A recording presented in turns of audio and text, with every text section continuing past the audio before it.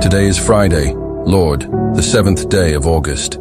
Thank you for your faithful love that has carried me through this week. Fill my heart with gratitude, my mind with wisdom, and my spirit with renewed strength. Help me finish this week with peace, confidence, and unwavering trust in you. Bless my family with protection, good health, and joy. May this Friday bring hope, purpose, comfort, and abundant blessings. Amen.